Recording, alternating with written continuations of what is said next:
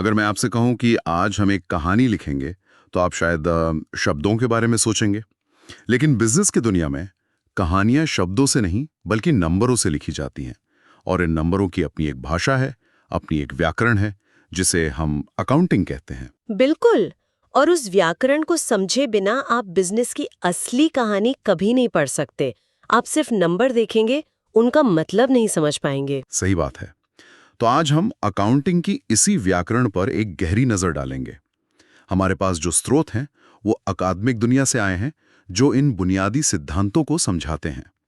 और हमारा मिशन है इन जटिल लगने वाले नियमों को मतलब तोड़कर आसान बनाना, और ये समझना कि ये नियम किसी भी बिजनेस की वित्तीय कहानी को कैसे बनाते हैं, या कभी-कभी कैसे बिगाड़ते भी हैं। ठीक है, तो चलें शुरू करते हैं। मेरा पहला सवाल ही शायद थोड़ा अजीब लगे। देखिए, हर बिजनेस अलग होता है, हर इंडस्ट्री अलग होती है। कोई छोटी सी दुकान चला रहा है, कोई हजारों करोड़ की कंपनी। तो फिर हम उन सबको एक ही नियम के तराजू में तौलने की कोशिश ही क्यों कर रहे हैं? क्या इससे बिजनेस की वो जो अनोखी कहानी है, वो कहीं खो नहीं जाती? ये बहुत अच्छा सवाल है। और इसका जवाब है, अम, आप कल्पना कीजिए कि अगर कोई नियम ना हो तो क्या होगा। अराजकता फैल जाएगी। पूरी तरह से हर कोई अपने हिसाब से खाते लिखेगा। कोई मुनाफे को बढ़त कहेगा, कोई कमाई। कोई अपने घर का खर्चा भी कंपनी के खर्चे में दिखा देगा। ऐसे में आप कभी दो कंपनियों की तुलना कर ही नहीं पाएंगे। आप ये भी नहीं जान पाएंगे कि एक ही कंपनी पिछले साल के मुकाबले इस साल कैसा कर रही है। मतलब ये नियम एक कॉमन भाषा बनाने के लिए हैं, जी ताकि सब एक दूसरे की बात समझ सकें। बिजनेस की दुनिया का एक तरह का यूनिवर्सल ट्रांसलेटर। बिल्कुल। स्रोत इन्हें बुनियादी विचार या आधारभूत मान्यताएं कहते हैं। ये अनुभव, तर्क और जरूरत से बनी है। ये एक समान ढांचा देती हैं ताकि दुनिया भर में वित्तीय जानकारी को एक ही तरह से समझा जा सके। ये बिजनेस की भाषा को, जैसा आपने कहा, सार्वभौमिक बनाता है। ठीक है, तो इस सार्वभौमिक भाषा का पहला नियम क्या है? कहाँ से शुरू करें? सबसे पहली और सबसे जरूरी अवधारणा से, व्यावसायिक इकाई की अवधारणा, बिजनेस एंटिटी कॉन्सेप्ट। ये सुनने में बहुत आसान लगता है, पर यह अकाउंटिंग की दुनिया की नींव है। इसका सीधा सा मतलब है, बिजनेस और उसका मालिक दो अलग अलग पहचान हैं, कानून की नजर में भी और खातों की नजर में भी। लेकिन असलियत में तो एक छोटा दुकानदार और उसकी दुकान एक ही होते हैं, है ना? हाँ, आम जिंदगी में हम ऐसा ही सोचते हैं, सीधी सी बात है। लेकिन अकाउंटिंग ऐसा नहीं सोचती। मान लीजिए आपके कपड़े की दुकान है। अगर आप दुकान के गल्ले से पैसे निकालकर अपने बच्चे की स्कूल फीस भरते हैं, तो वो दुकान का खर्चा हुआ। ड्राइंग्स और ऐसा करना क्यों जरूरी है? क्योंकि अगर आप दोनों को मिला देंगे तो आपको कभी पता ही नहीं चलेगा कि आपकी दुकान असल में कमा भी रही है या नहीं। हो सकता है दुकान मुनाफे में हो, लेकिन आपके व्यक्तिगत खर्चे इतने ज्यादा हों कि गल्ले में पैसा ही ना बचे। तो ये नियम हमें बिजनेस की सेहत को उसकी मालिक की वित्तीय सेहत से अलग करके देखने में मदद करता है। तभी तो पता चलेगा कि बिजनेस खुद अपने पैरों पर खड़ा हो सकता है या नहीं। समझ गया। तो पहला कदम है बिजनेस को मालिक से अलग करना, एक साफ लकीर खींचना। अब सवाल उठता है कि इस अलग हुए बिजनेस की गतिविधियों को मापेंगे कैसे? क्या हम ये लिखेंगे कि आज मैनेजर ने बहुत अच्छा काम किया, या ग्राहकों को हमारी नई डिजाइन बहुत पसंद आई? और यहीं पर दूसरी बड़ी अवधारणा काम आती है, मुद्रा मापन अवधारणा, मनी मेजरमेंट कॉन्सेप्ट। ये कहती है कि हम सिर्फ वही माप सकते हैं जिसे हम पैसे में तौल सकें। बिजनेस में होने वाली हर उस घटना या लेन देन को ही खातों में जगह मिलती है जिसे रुपये, डॉलर या किसी और मुद्रा में व्यक्त किया जा सकता है। एक मिनट, इसका मतलब तो ये हुआ कि जो चीजें पैसे में नहीं तौली जा सकती, चाहे वो कितनी भी जरूरी क्यों ना हो, उन्हें हम रिकॉर्ड ही नहीं करते। बिल्कुल। और यहीं पर ये अवधारणा दिलचस्प और थोड़ी डरावनी भी हो जाती है। सोचिए, एक कंपनी का सबसे बड़ा एसेट क्या हो सकता है? शायद उसके होशियार इंजीनियर, उसकी मजबूत मैनेजमेंट टीम, या मार्केट में उसकी वो सालों की बनी बनाई इज्जत। Brand value. हाँ, लेकिन ये सब बैलेंस शीट पर कहाँ नजर आते हैं? कहीं नहीं। यहाँ दिखाया जाता है। एक मैनेजर की खराब सेहत, कर्मचारियों का गिरता हुआ मनोबल, या एक मजबूत कॉम्पिटिटर का मार्केट में आना, ये सब बिजनेस के भविष्य के लिए बहुत बड़े खतरे हो सकते हैं। लेकिन जब तक इनसे कोई पैसों का लेन देन ना हो, वित्तीय रिकॉर्ड में इनकी कोई जगह नहीं होती। रुको, ये तो मेरे सोचने का तरीका ही बदल रहा है। इसका मतलब है कि फाइनेंशियल स्टेटमेंट्स असल में एक फिल्टर की हुई सच्चाई। बिल्कुल, एक फिल्टर की हुई सच्चाई हाँ, दिखाते हैं, पूरी सच्चाई नहीं। ये तो एक चश्मे की तरह है जो आपको कुछ चीजें दिखाता है और कुछ जानबूझकर छुपा लेता है। आपने बिल्कुल सही समझा। यह वित्तीय विवरणों की सबसे बड़ी सीमाओं में से एक है। और ये यहीं खत्म नहीं होता। एक और समस्या है, मुद्रास्फीति, इन्फ्लेशन। आज का 100 रुपए 10 साल पहले के 100 रुपए के बराबर नहीं है। उसकी खरीदने की शक्ति बहुत कम हो गई है। लेकिन अकाउंटिंग इस बात को नजरअंदाज कर देती है। वो मानती है कि रुपया हमेशा स्थिर रहता है। तो अगर किसी कंपनी ने 20 साल पहले 1 करोड़ की जमीन खरीदी थी, तो वो आज भी खातों में 1 करोड़ की ही दिखेगी, जबकि असल में उसकी कीमत शायद 100 करोड़ हो चुकी हो। हाँ, और यहीं से हम अपनी अगली अवधारणा पर आते हैं, लागत अवधारणा, कॉस्ट कॉन्सेप्ट। ये नियम कहता है कि किसी भी संपत्ति मतलब एसेट को उसकी खरीद की कीमत पर ही दर्ज किया जाएगा। उसके बाजार मूल्य में होने वाले उतार चढ़ाव को हम नजरअंदाज करते हैं। लेकिन ये तो बेतुका लगता है। इससे तो कंपनी की असली वित्तीय तस्वीर पूरी तरह से गलत दिखेगी। हाँ, और ये कभी-कभी बहुत अजीब नतीजे देता है। सोचिए जरा, मुंबई में एक कंपनी है जिसने 1970 में नरीमन पॉइंट पर एक ऑफिस 10 लाख में खरीदा था। आज उसकी कीमत शायद 100 करोड़ हो, लेकिन किताबों में वो आज भी अपनी पुरानी कीमत पर ही दिखेगा। बस मूल्यह्रास या डिप्रिसिएशन, मतलब समय के साथ होने वाली घिसावट को थोड़ा बहुत काट कर। तो कोई बाहरी निवेशक अगर बैलेंस शीट देखेगा तो उसे कंपनी की असली दौलत का अंदाजा भी नहीं लगेगा। बिल्कुल नहीं लगेगा। तो फिर ये डिप्रिसिएशन क्या है? क्या ये बाजार की कीमत के हिसाब से एडजस्ट करने का तरीका नहीं है? नहीं, और ये एक बहुत आम गलतफहमी है। डेप्रिसिएशन का मकसद बाजार मूल्य को ट्रैक करना नहीं है। इसका मकसद सिर्फ उस संपत्ति की लागत को उसके अनुमानित जीवन काल में सिस्टमैटिकली बांटना है। मान लीजिए आपने 10 लाख की एक मशीन खरीदी जो 10 साल चलेगी, तो लागत अवधारणा के हिसाब से आप हर साल 1 लाख रुपए को खर्चे के तौर पर दिखाएंगे। 10 साल बाद किताबों में उस मशीन की कीमत 0 हो जाएगी, भले ही वो कबाड़ में 50,000 की बिक जाए। तो अगली बार जब मैं किसी कंपनी के बारे में पढ़ूं कि उसके पास हजारों करोड़ की एसेट्स हैं, तो मुझे ये याद रखना होगा कि वो उसकी आज की कीमत नहीं बल्कि खरीदने की कीमत है। असली कहानी हमेशा इन नंबरों के पीछे छिपी होती है। बिल्कुल, ये नियम वस्तुनिष्ठता, ऑब्जेक्टिविटी बनाए रखने के लिए है, क्योंकि खरीद की कीमत एक तथ्य है जिसे रसीद से साबित किया जा सकता है, जबकि बाजार मूल्य तो हर दिन बदल सकता है और उस पर मतभेद हो सकता है। लेकिन हाँ, ये तस्वीर को अधूरा जरूर बना देता है। ठीक है, हमने बिजनेस को अलग किया, उसे पैसे में मापा और उसकी संपत्तियों को पुरानी कीमत पर दर्ज कर दिया। ये सब थोड़ा बिखरा हुआ लग रहा है। कोई ऐसा नियम है जो इस सब को एक साथ बांध कर रखता हो? कोई ऐसा सिस्टम जो ये सुनिश्चित करे कि सब कुछ अपनी जगह पर है? हाँ, और वो अकाउंटिंग का सबसे सुंदर और शक्तिशाली नियम है, द्विपक्षीय अवधारणा, ड्यूअल एस्पेक्ट कॉन्सेप्ट। ये कहता है कि हर लेन देन के हमेशा 2 प्रभाव होते हैं जो एक दूसरे को संतुलित करते हैं। इसे समझने का सबसे अच्छा तरीका एक तराजू की कल्पना करना है। तराजू? वो कैसे? टिड़े पर बिजनेस की सारी संपत्ति है, एसेट्स, मतलब वो सब कुछ जो बिजनेस के पास है, जैसे कैश, बिल्डिंग, मशीनें। और दूसरे पड़ले पर? वो सारे दावे हैं जो उस संपत्ति पर है।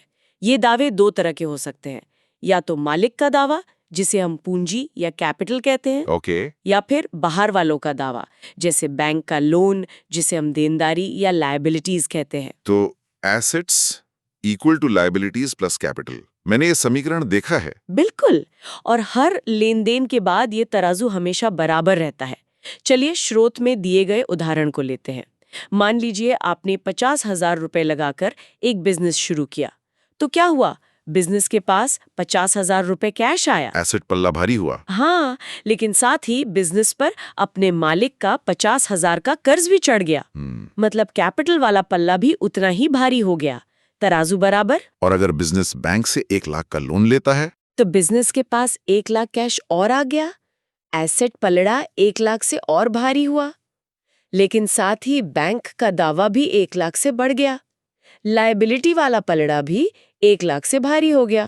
तराजू फिर से बराबर। ये एक सेल्फ चेकिंग सिस्टम है। हाँ, अगर कभी भी ये तराजू बराबर नहीं होता तो इसका मतलब है कि हिसाब में कहीं कोई गड़बड़ है। यानी हर लेन देन के साथ कंपनी का फाइनेंशियल डीएनए खुद को रीबैलेंस करता है। अगर कहीं से पैसा आता है, एसेट बढ़ता है तो ये भी बताना पड़ता है कि वो किसका है, मालिक का या किसी और का। ये तो धोखेबाजी को बहुत मुश्किल बना देता होगा। काफी हद तक यही इसकी खूबसूरती है। हाँ, अब समय की बात करते हैं। हमने जिक्र किया कि कोई जमीन 20 साल पहले खरीदी गई थी। इससे लगता है कि अकाउंटिंग समय को एक बहुत ही खास तरीके से देखती है। हाँ, और यहाँ दो महत्वपूर्ण अवधारणाएं हैं जो एक साथ काम करती हैं। पहली है चालू व्यवसाय की अवधारणा, गोइंग कंसर्न कॉन्सेप्ट।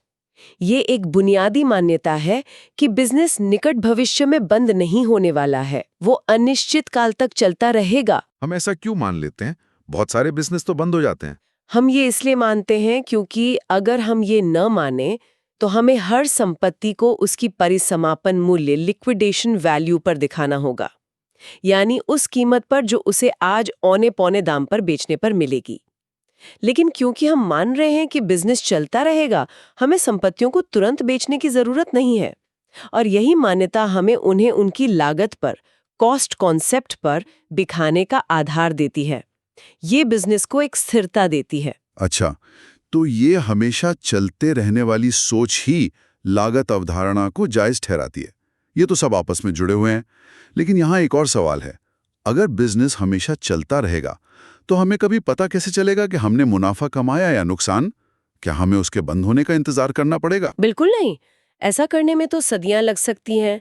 और इसीलिए दूसरी समय से जुड़ी अवधारणा आती है, लेखा अवधि अवधारणा, अकाउंटिंग पीरियड कॉन्सेप्ट।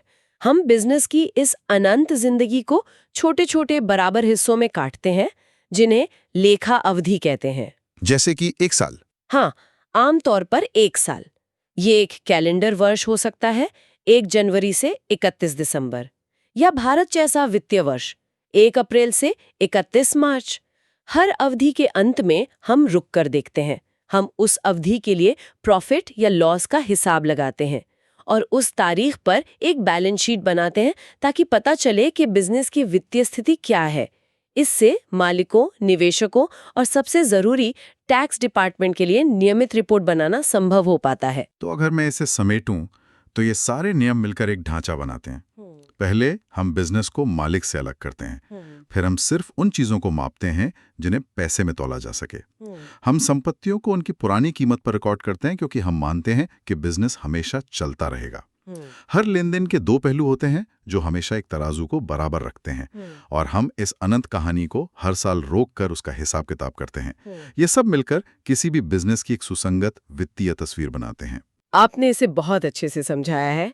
और यहाँ पे सबसे मुख्य बात यह है कि वित्तीय विवरण जैसे कि बैलेंस शीट या प्रॉफिट एंड लॉस स्टेटमेंट इन्हीं नियमों द्वारा निर्देशित एक विशेष कहानी सुनाते हैं। इन नियमों को समझना उस कहानी को सही ढंग से पढ़ने में मदद करता है। और शायद उससे भी ज्यादा जरूरी ये है कि ये हमें ये समझने में मदद करता है कि उस कहानी में क्या शामिल नहीं है, जैसे कि कर्मचारियों का जोश या कंपनी की इज्जत। बिल्कुल, या फिर मुद्रास्फीति का असली प्रभाव। इन सीमाओं को जानना उतना ही जरूरी है जितना कि नियमों को जानना। जब आप एक बैलेंस शीट देखते हैं तो आप सिर्फ नंबर नहीं देख रहे होते, आप एक खास तरीके से फिल्टर की गई और एक खास भाषा में लिखी गई कहानी देख रहे होते हैं। ये वाकई दिलचस्प है। हमारे स्रोत में भी ये बात कही गई है कि ये सिद्धांत सिर्फ दिशा निर्देश हैं जो एक मानक स्थापित करते हैं। ये हमें एक अंतिम विचार पर सोचने के लिए छोड़ देता है। आज बिजनेस की दुनिया तेजी से बदल रही है। हमारे पास डिजिटल संपत्ति हैं जैसे सॉफ्टवेयर या डेटा। हमारे पास अमूर्त ब्रांड वैल्यू है जो अरबों की हो सकती है। हमारे पास ऐसे कर्मचारी हैं जो दुनिया के किसी भी कोने से काम कर सकते हैं। तो एक आधुनिक कंपनी की कहानी को सटीक रूप से बताने के लिए इन सदियों पुराने सिद्धांतों में से किसे सबसे पहले बदलने या विकसित होने की जरूरत हो सकती है। ये सिर्फ नियम नहीं है, इनके पीछे एक तर्क है, एक सोच है। एग्जैक्टली। तो चलिए इन नियमों की परतों को खोलते हैं। सबसे पहले बात करते हैं पूर्ण प्रकटीकरण की परंपरा की, मतलब कन्वेंशन ऑफ फुल डिस्क्लोजर। इसका सीधा सा मतलब तो यही लगता है कि कुछ भी छिपाना नहीं है। हाँ, लेकिन यहाँ एक दिलचस्प सवाल उठता है, कितना खुलासा पूर्ण माना जाए? सिद्धांत कहता है कि व्यवसाय की गतिविधियों से संबंधित सभी जरूरी जानकारी दी जानी चाहिए, कोई सीक्रेट रिजर्व्स नहीं बनाए जाने चाहिए। हमारे स्रोत में भारतीय कंपनी अधिनियम का भी जिक्र है जो इसे जरूरी बनाता है। अच्छा, तो इसे एक उदाहरण से समझते हैं। मान लीजिए एक स्टार्टअप है सुपरमार्ट। हाँ। उस पर किसी सप्लायर ने केस कर दिया है और मुकदमा अभी चल रहा है, ठीक है। नतीजा कुछ भी हो सकता है, तो क्या उन्हें ये बात अपनी बैलेंस शीट में दिखानी होगी? मुझे तो लगा था हिसाब किताब सिर्फ पक्के लेन देन का होता है। आपने बिल्कुल सही नस पकड़ी है। यही इस सिद्धांत की असली परीक्षा है। अच्छा, इसे कहते हैं आकस्मिक देनदारी, मतलब कंटिंजेंट लायबिलिटी। और पूर्ण प्रकटीकरण के नियम के तहत सुपरमार्ट को अपनी फाइनेंशियल रिपोर्ट के फुटनोट में इसका जिक्र जरूर करना होगा। ओके। उन्हें बताना होगा कि एक मुकदमा चल रहा है और अगर वे हारे तो कितना नुकसान हो सकता है। यही तो पारदर्शिता की नींव है। मतलब अगर ये ना बताया तो निवेशक? तो वो भरोसा कैसे करेंगे? अगर कोई कंपनी अपनी संभावित समस्याओं को कालीन के नीचे छिपा रही हो तो उस पर कौन यकीन करेगा? ये तो समझ आया, लेकिन इसका एक दूसरा पहलू भी हो सकता है। आजकल कंपनियां सैकड़ों पन्नों की रिपोर्ट जारी करती हैं। हाँ, ये भी एक पॉइंट है। तो क्या इस पूर्ण प्रकटीकरण के चक्कर में जरूरी जानकारी उस सूचना के ढेर में कहीं खो नहीं जाती? ये एक बहुत ही जायज चिंता है। कभी-कभी कंपनियां कानूनी तौर पर जरूरी जानकारी तो देती हैं, पर उसे इस तरह से पेश करती हैं कि नकारात्मक बातें छिप जाएं। इसीलिए सिर्फ खुलासा होना ही काफी नहीं है, उसका समझने लायक और प्रासंगिक होना भी जरूरी है। और यहीं पर हमारा अगला सिद्धांत काम आता है। आप सारभूतता की परंपरा यानी कन्वेंशन ऑफ मटीरियलिटी की बात कर रही हैं? हाँ, इसका मतलब है कि सिर्फ वही जानकारी रिकॉर्ड करो जो महत्वपूर्ण हो, जो किसी के फैसले पर असर डाल सके। जैसे हमारे स्रोत में एक उदाहरण है कि पैसों को अलग से रिकॉर्ड नहीं किया जाता। बिल्कुल, ये लेखांकन का कॉमन सेंस नियम है। कॉमन सेंस नियम, सही कहा। ये व्यावहारिकता और सैद्धांतिक सटीकता के बीच एक बैलेंस बनाता है। लेखांकन का उद्देश्य उपयोगी जानकारी देना है, हर छोटी से छोटी चीज का हिसाब रखना नहीं। चलिए इसे भी सुपरमार्ट के उदाहरण से समझते हैं। मान लीजिए सुपरमार्ट ने एक पेपर स्टेपलर खरीदा 30 रुपए का। हाँ। अब ये 3 साल तक चल सकता है। तो क्या टेक्निकली इसकी लागत को 3 साल में बांटना चाहिए? ये तो बहुत ज्यादा काम हो जाएगा। एग्जैक्टली, यही मटीरियलिटी का सिद्धांत है। ये कहता है कि इस 30 रुपए की पूरी रकम को इसी साल के खर्च में डाल दो और आगे बढ़ो। अच्छा, इस छोटी सी रकम का सालों तक हिसाब रखने में जो समय और मेहनत लगेगी, उससे मिलने वाला फायदा न के बराबर है। लेकिन अगर सुपरमार्ट ने 20 लाख का नया डिलीवरी ट्रक खरीदा होता तो वो एक महत्वपूर्ण यानी मटीरियल आइटम होता। उसकी लागत को उसके उपयोगी जीवन, मान लीजिए 8-10 साल में फैलाना जरूरी होता। तो क्या महत्वपूर्ण है ये तो बिजनेस के आकार पर निर्भर करता है ना? बिल्कुल, ये एक निर्णयात्मक पहलू है। ठीक है, तो एक तरफ सब कुछ बताओ, दूसरी तरफ सिर्फ काम की बातें बताओ।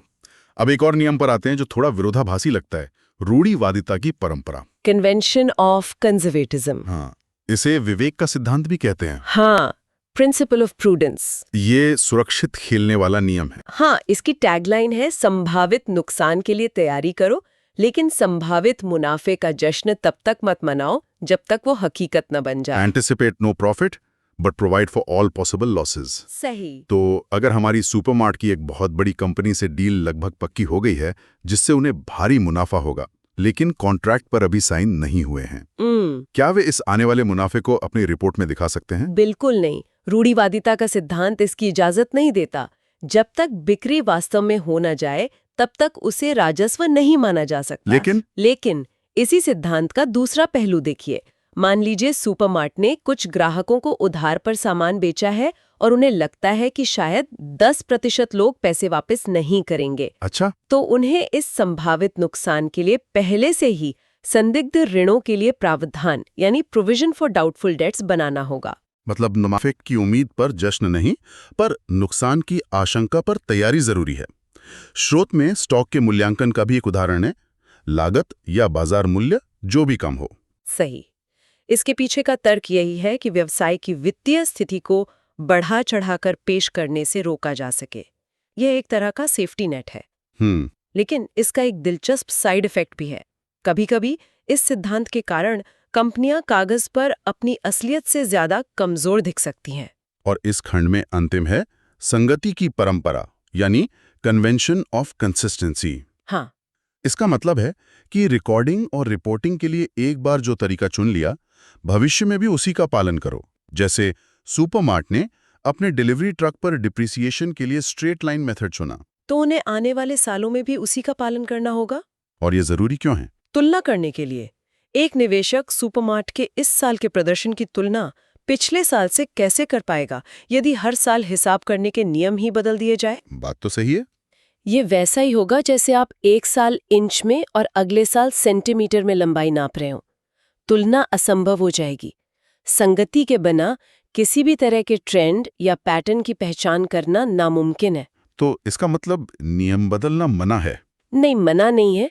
स्रोत ये भी साफ करता है कि यदि किसी ठोस कारण से विधि को बदलना जरूरी है तो ऐसा किया जा सकता है। जैसे कि? जैसे कानून में कोई बदलाव आ जाए या बिजनेस की प्रकृति बदल जाए, लेकिन उस बदलाव का कारण और उसके वित्तीय प्रभाव दोनों को खातों में साफ साफ बताना होगा। पारदर्शिता यहाँ भी जरूरी है। ये तो थी 4 प्रमुख परंपराएं, लेकिन इन सब का आधार कुछ बहुत ही मूलभूत अवधारणाओं पर टिका है। आपने एक बहुत जरूरी बात कही और शायद सबसे बड़ी मान्यता है सतत व्यापार इकाई की धारणा। Going concern entity. इसका मतलब कि दुकान चलती रहेगी, शटर डाउन नहीं होने वाला। बिल्कुल। ये मानकर चला जाता है कि सुपरमार्ट निकट भविष्य में बंद नहीं होने वाली है। और अगर हम ये न माने तो क्या होगा? अगर हम सोचें कि सुपरमार्ट कल ही बंद हो सकती है, तो पूरी बैलेंस शीट का मतलब ही बदल जाएगा। गोइंग कंसर्न की धारणा के कारण ही हम सुपरमार्ट के ट्रक जैसी संपत्ति को उसकी उपयोगिता मूल्य पर दिखाते हैं, न कि उसके परिसमापन मूल्य पर। परिसमापन मूल्य? Liquidation value. हाँ, मतलब उसे आज कबाड़ी को बेचने पर कितना पैसा मिलेगा। अगर ये धारणा ना हो तो हर संपत्ति का मूल्यांकन इसी आधार पर करना होगा, जो पूरी तरह से अलग और बहुत ही अस्थिर तस्वीर पेश करेगा। सही बात है। अब आते हैं उस सिस्टम पर जो आधुनिक अकाउंटिंग का दिल है, दोहरा लेखा प्रणाली, डबल एंट्री सिस्टम। हम सब ने डेबिट क्रेडिट के बारे में सुना है, लेकिन जो बात मुझे हमेशा दिलचस्प लगती है वो ये है कि ये सिर्फ एक नियम नहीं बल्कि एक फिलॉसफी है। बिल्कुल, ये इस विचार पर आधारित है कि हर लेन देन के 2 पहलू होते हैं। हर डेबिट के लिए एक संगत क्रेडिट होता है। जैसे वो ट्रक वाला उदाहरण ले, यानी नकदी गई जी। ये हुआ क्रेडिट। ये एक स्वसंतुलन प्रणाली है और इसके फायदे साफ हैं। स्रोत में बताया गया है कि यह खातों की अंक गणितीय सटीकता की जांच करता है और लाभ हानि की सही तस्वीर दिखाता है। हाँ, और इससे धोखाधड़ी का पता लगाना भी आसान हो जाता है। जी। क्योंकि अगर दिन के अंत में डेबिट और क्रेडिट का जोड़ बराबर नहीं है तो इसका मतलब है कि कहीं कोई गलती हुई है। एक पहेली की तरह है जिसके सभी टुकड़े फिट होने चाहिए। एग्जैक्टली। अगर एक टुकड़ा भी गायब है तो आपको तुरंत पता चल जाता है। चलिए अब हमारी चर्चा के अंतिम भाग में आते हैं। राजस्व को कब गिना जाए? एक जरूरी सवाल। सुपरमार्ट ने दिसंबर के आखिरी हफ्ते में एक बड़ी पार्टी का ऑर्डर पूरा किया, लेकिन उसका पेमेंट उन्हें मिला फरवरी में। तो सुपरमार्ट ने ये पैसा असल में कब कमाया? दिसंबर में या फरवरी में? ये एक बेहतरीन सवाल है और ये हमें उपार्जन और नकद आधार मतलब अक्रूअल एंड कैश बेसिस के बीच के अंतर पर लाता है। ये समय का सवाल है। हाँ, कि लेन देन कब रिकॉर्ड किया जाए। कैश बेसिस बहुत सीधा है, जब पैसा हाथ में आए या जाए तब लिख लो। इस हिसाब से सुपरमार्ट की कमाई फरवरी में हुई। लेकिन ज्यादातर कंपनियां उपार्जन अवधारणा यानी अक्रूल कॉन्सेप्ट का इस्तेमाल करती हैं। और ज्यादा सच्ची तस्वीर भी वही दिखाती है। उपार्जन आधार के तहत राजस्व तब अर्जित माना जाता है जब बिक्री हो जाती है या सेवा दे दी जाती है, भले ही भुगतान बाद में मिले। तो मतलब सुपरमार्ट ने कमाई दिसंबर में ही कर ली थी। बिल्कुल, जब उन्होंने अपना ऑर्डर पूरा कर दिया था तभी। इसी तरह खर्च तब रिकॉर्ड किया जाता है जब वो हो जाता है, भले ही उसका भुगतान बाद में किया जाए। इसके पीछे का तर्क क्या है? इसके पीछे है मिलान सिद्धांत, मैचिंग प्रिंसिपल। ये सिद्धांत कहता है कि किसी एक अवधि के राजस्व का मिलान उसी अवधि के उन खर्चों से किया जाना चाहिए जो उस राजस्व को कमाने के लिए किए गए थे। ओके, अगर सुपरमार्ट ने दिसंबर में हुई बिक्री के लिए दिसंबर में ही कच्चा माल खरीदा था, तो बिक्री और खर्च दोनों दिसंबर में ही रिकॉर्ड होने चाहिए। तभी आपको दिसंबर महीने का सही लाभ या हानि पता चलेगी। मतलब ये सिर्फ नकदी के आने जाने पर ध्यान नहीं देता। नहीं, ये उस अवधि में क्या हुआ उसकी पूरी तस्वीर दिखाता है। और स्रोत में भी लिखा है कि इंड AS 1 जो भारतीय लेखा मानक है, उपार्जन आधार को अनिवार्य बनाता है। तो इन सभी नियमों और सिद्धांतों का सार क्या है? ये सिर्फ किताबी बातें नहीं है। ये वे मार्गदर्शक सिद्धांत हैं जो सुनिश्चित करते हैं कि किसी भी कंपनी की वित्तीय कहानी भरोसेमंद, सुसंगत और पारदर्शी हो। हाँ, पूर्ण प्रकटीकरण से लेकर रूढ़िवादिता तक और सतत व्यापार की धारणा से लेकर दोहरा लेखा प्रणाली की सटीकता तक, ये सभी मिलकर एक ऐसी भाषा बनाते हैं जिस पर निवेशक और हितधारक भरोसा कर सकते हैं। और ये हमें एक विचार के साथ छोड़ जाता है। ये सिद्धांत सदियों के व्यापारिक अनुभवों से विकसित हुए हैं। ये मूर्त संपत्तियों जैसे कारखानों और नकदी के युग में बने थे।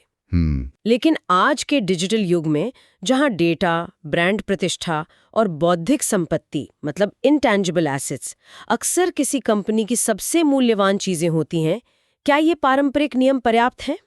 ये सोचने वाली बात है। बिल्कुल, कि भविष्य में किस नए लेखांकन सिद्धांत की आवश्यकता हो सकती है जो इन नई वास्तविकताओं को सही ढंग से माप सके और रिपोर्ट कर सके।